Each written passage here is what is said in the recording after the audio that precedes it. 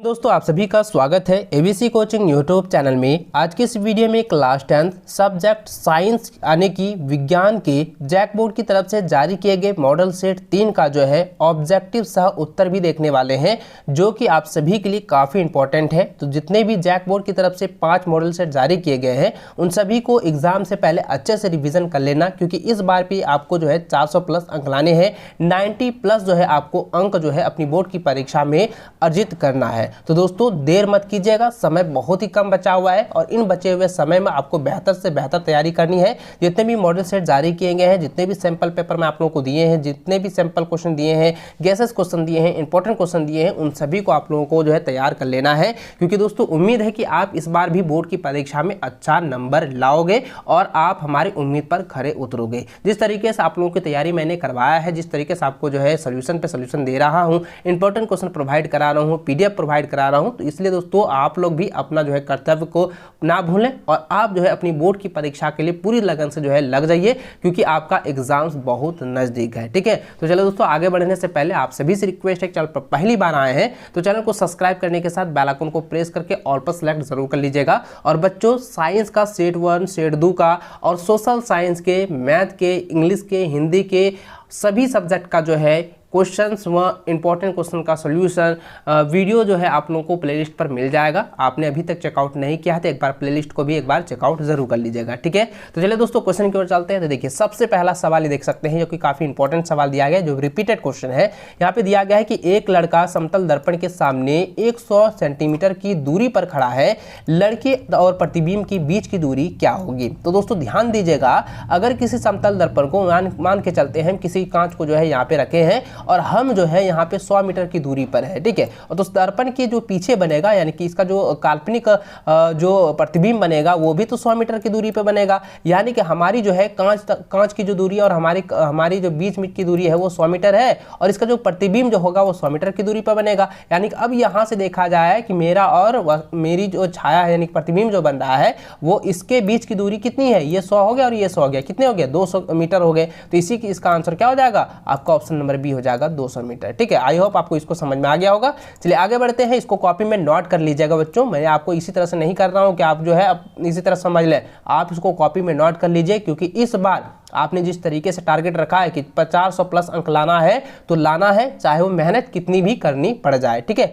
चलिए आगे बढ़ते हैं। दूसरा नंबर क्वेश्चन देखें, यहाँ पे दिया गया है कि एक वस्तु अवतल दर्पण के सामने 10 सेंटीमीटर पर रखा है, जबकि दर्पण की फोकस दूरी 20 सेंटीमीटर है, तो प्रतिबिंब बनेगा। तो प्रतिबिंब क्या बनेगा, यह प्रतिबिंब जो है, यह प्रतिबिंब क्या होगा, यह प्रतिबिंब आभासी, सीधा और वस्तु की अपेक्षा जो है बड़ा बनेगा, क्योंकि यहाँ पे साफ साफ बताया गया है कि यह जो है अवतल दर्पण जो कि 10 सेंटीमीटर पर रखा गया है। ठीक है, दर्पण से थोड़ा सा 10 सेंटीमीटर की दूरी में रखा है, और उसका जो फोकस दूरी ना वो 20 सेंटीमीटर है। तो इसका जो बनेगा तो ये बन सकता है 30 या 40 के बीच में जो है इसका सेंटीमीटर की दूरी पर जो है इसका प्रतिबिंब बनेगा, जो कि आभासी और सीधा और वस्तु की अपेक्षा जो है काफी बड़ा बनने वाला है। तो इसलिए दोस्तों यहाँ पे अवतल दर्पण जैसे देखें तो आपको याद रखना है कि यह जो है आभासी, सीधा और बड़ा बनेगा। अगर उत्तल कहेगा तो आपको याद रखना है कि आभासी उल्टा और वस्तु की अपेक्षा जो है छोटा बनेगा। इसको आप लोग हमेशा याद रखेंगे। ठीक है, तो ऑप्शन नंबर सी जो है इसका सही आंसर होगा, इसको आप लोग कॉपी में नोट कर लीजिए।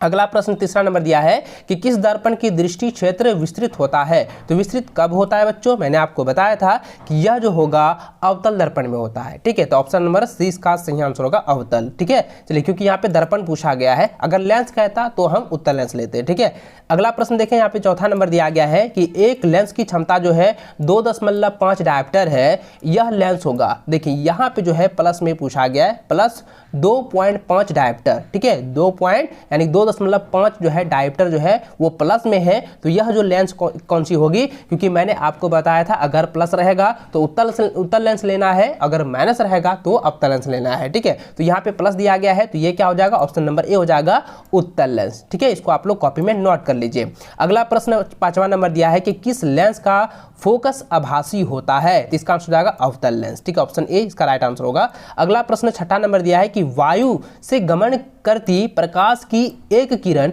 जल में तिरछी प्रवेश करती है, प्रकाश किरण होगी। तो प्रकाश की किरण जो है यह क्या होगा बच्चों? यह आपको यहाँ पे मैंने बताया था कि अगर जल में, सिर्फ जो है जल में कर रहा है, ठीक है, यहाँ पे जल में अगर करता है तो अभिलंब से जो है वो दूर हटेगा, और वायु में करेगा तो वो अभिलंब की ओर जो है झुकेगी। तो यहाँ पे जो ऑप्शन क्या हो जाएगा? ऑप्शन नंबर यहाँ पे बी हो जाएगा। ठीक है, बी जो है इसका राइट आंसर होगा, अभिलंब से दूर हटेगी। अगला प्रश्न देखें, यहाँ पे दिया गया 7वां नंबर कि नेत्र द्वारा रेटिना पर किसी वस्तु का कैसा प्रतिबिंब बनता है? तो ये हो जाएगा वास्तविक और उल्टा प्रतिबिंब बनता है। लेकिन दोस्तों हमारा जो मस्तिष्क है इतना विकसित है, किसी वह जो प्रतिबिंब को जो है सीधा देखने की क्षमता रखती है। ठीक है, यानी किसी भी वस्तु को हम देख लेते हैं तो हमारा जो नेत्र है उसके रेटिना पर उसका जो प्रतिबिंब है वो उल्टा है, वास्तविक है, लेकिन हमारा जो मस्तिष्क है वो कहता है कि यह जो वस्तु है सीधा है, और हमारी जो क्षमता है वो सीधा दिखाई देती है। ठीक है, यहाँ पे याद रखेंगे। चलिए आगे प्रश्न देखिए, ऑप्शन नंबर ए इसका जो है राइट आंसर होगा। अगला प्रश्न 8वां नंबर दिया गया है कि पक्षाभि पेशियों के दुर्बल होने से कौन सा दृष्टि दोष उत्पन्न होता है? तो इसका आंसर हो जाएगा इनमें से कोई नहीं। ठीक है, देखिए निकट, दूर और दोनों, इनमें से कोई नहीं होगा, ऑप्शन डी इसका राइट आंसर होगा। ठीक है, अगला प्रश्न 9 नंबर दिया है कि आंख की उत्तल लेंस की वक्रता बदलने में कौन सी मांसपेशी सहायता करती है? तो इसका आंसर हो जाएगा सिलियरी। ठीक है, क्या हो जाएगा? सिलियरी, ऑप्शन नंबर सिलियरी पेशियां जो है मदद करती है।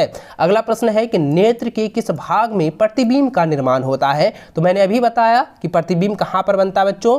प्रतिबिंब जो है वो दृष्टि पटल पर बनता है, यानी कि रेटिना पर बनता है। तो ऑप्शन नंबर ए जो है इसका सही आंसर होगा। अगला प्रश्न है कि विद्युत धारा किस यंत्र से मापा जाता है? तो विद्युत धारा जो है, विद्युत धारा किससे मापा जाता है?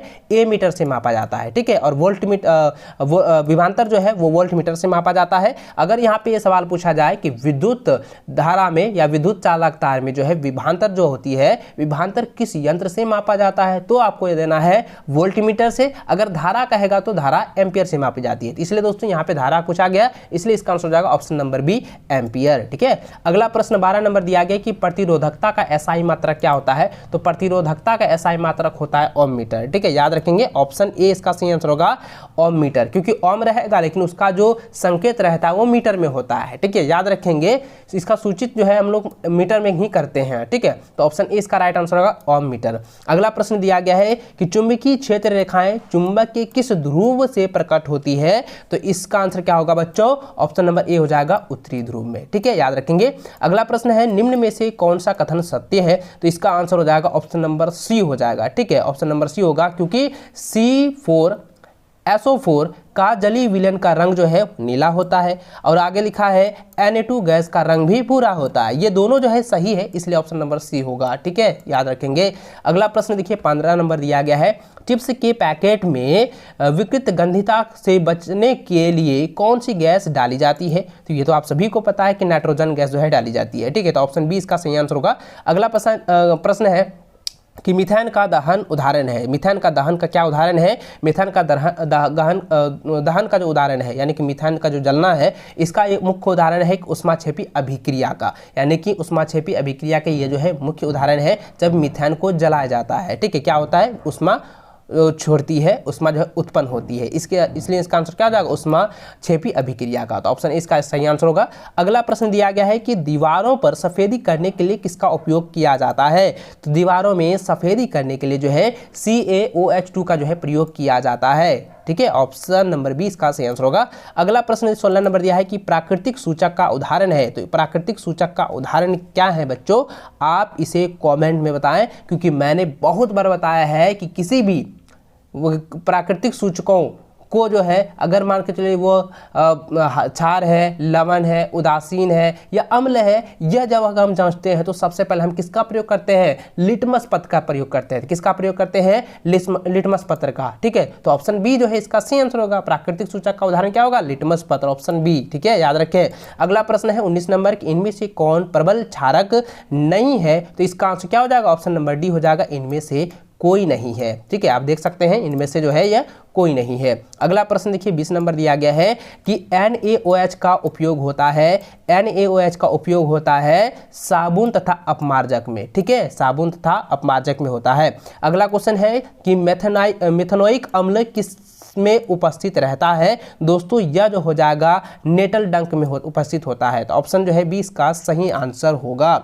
ठीक है, नेटल डंक में। अगला प्रश्न देखेंगे दोस्तों यहाँ पे देखिए मेथनाइक अम्ल जो है ये लाल चींटी में भी पाया जाता है, इसलिए इसका सटीक आंसर होगा ऑप्शन नंबर सी, दोनों में हो जाएगा, 21 का सी हो जाएगा। अगला प्रश्न 22 नंबर है कि स्वतंत्र अवस्था में पाए जाने वाले धातु हैं, तो इसका आंसर क्या होगा बच्चों, ऑप्शन नंबर ए हो जाएगा गोल्ड। ठीक है, इसको अच्छे से आप लोग याद रखेंगे, सोना। अगला प्रश्न है कि धातु जल के साथ अभिक्रिया करके कौन सी गैस उत्पन्न करती है, तो इसका आंसर हो जाएगा ऑप्शन नंबर बी हो जाएगा, H2 गैस जो है उत्पन्न करती है। अगला प्रश्न है स्वतंत्र अवस्था में पाए जाने वाली धातु हैं, तो इसका आंसर हो जाएगा Zn, Fe और Mg। ठीक है, यानी कि जिंक हो जाएगा, लोहा, ठीक है, और उसके बाद हो जाएगा मैग्नीज। ठीक है, इसको अच्छे से आप लोग याद करेंगे। ऑप्शन जो है सी जो है इसका, सॉरी इस ऑप्शन सी नहीं होगा, ये ऑप्शन नंबर डी इसका राइट आंसर होगा। Cu, Ag और Au हो जाएगा। ठीक है, यानी कि सोना हो जाएगा, कॉपर हो जाएगा और एल्गेरियम हो जाएगा। ठीक है, आर्गन Ag, तो इसको जो है आप लोग याद रखेंगे। ऑप्शन नंबर डी जो है इसका सही आंसर होगा। मैं एक बार फिर से पढ़ देता हूँ। 24 नंबर क्वेश्चन दिया है कि स्वतंत्र अवस्था में पाए जाने वाला धातु क्या है, वो Cu, Ag और Au है। ठीक है, ऑप्शन डी इसका राइट आंसर होगा। ठीक है, यहाँ पे मिस्टेक हो गया था। चलिए अगला सवाल देखते हैं। 25 नंबर यहाँ पे देखें दोस्तों, दिया गया है कि स्वतंत्र अवस्था में पाए जाने वाली धातु है, तो इसका आंसर हो जाएगा ऑप्शन नंबर डी हो जाएगा, कॉपर। ठीक है, याद रखेंगे। अगला प्रश्न है निम्न में से कौन सा कथन जो है असत्य है, तो यहाँ पे बताना है कि इनमें से कौन सा कथन जो है पूरी तरह से गलत है। तो देखिए दोस्तों यहाँ पे जरा ध्यान देंगे, तो पहला दिया है कि हीरा ग्रेफाइड फ्लोरीन कार्बन का अपरूप है, तो ये बिल्कुल सही है। ठीक है, दूसरा दिया है ग्रेफाइड बिल्कुल विद्युत का सुचालक होता है, ये भी सही है।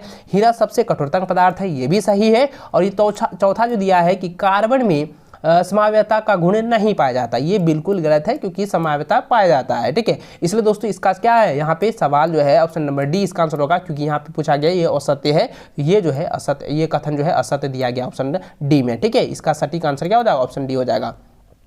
अगला सवाल जो है 27 नंबर यहाँ पे दिया गया है कि आवर्त सारणी में बाई से दाई की ओर जाने वाली निम्न प्रवृत्ति दिखाई पड़ती है, तो इसका आंसर हो जाएगा ऑप्शन नंबर ए हो जाएगा। ठीक है, ऑप्शन नंबर क्या हो जाएगा, ए हो जाएगा, यानी सॉरी यहाँ पे 27 नंबर का ऑप्शन बी हो जाएगा, संयोजकता में वृद्धि होती है। ठीक है, याद रखेंगे किसी भी आवर्त सारणी में अगर बाई से अगर दाई की ओर जाते हैं तो उसकी जो प्रकृति है वो जो है संयोजकता में वृद्धि होती है। ठीक है, संयोजकता में वृद्धि होती है, तो ऑप्शन बी इसका सही आंसर होगा। अगला प्रश्न 28 नंबर है कि पादप में जल का वहन के लिए उत्तरदायी होता है, तो ये जो होता है बच्चों, ये क्या होता है, जाइलम में होता है, तो ऑप्शन ए इसका सही आंसर होगा। अगला प्रश्न देखें, यहाँ पे 29 नंबर दिया गया है कि मछली के हृदय में कोष्ठक की संख्या होती है, तो इसका आंसर हो जाएगा 2 कोष्ठक होती हैं। ठीक है, ऑप्शन ए इसका सही आंसर होगा। अगला प्रश्न है कि निम्न में से किसका संबंध उत्सर्जन तंत्र से है, तो इसका आंसर होगा ऑप्शन ए, आधारी निस्तंभ एकक का। ठीक है, तो ऑप्शन ए इसका सटीक आंसर होगा। अगला प्रश्न 31 नंबर है कि रक्तदाब किस तंत्र से पाया जाता है, यानी कि रक्तताप जो है, यानी रक्तताप कह सकते हैं या रक्तदाब कह सकते हैं, यह जो है किस तंत्र में जो है पाया जाता है, किस तंत्र से पाया जाता है, तो इसका आंसर क्या हो जाएगा, ऑप्शन नंबर ए हो जाएगा। ठीक है, या इस साइपोगैनोमैनोमीटर। ठीक है, यहाँ पे लिखा है साइकोगैमोमैनोमीटर।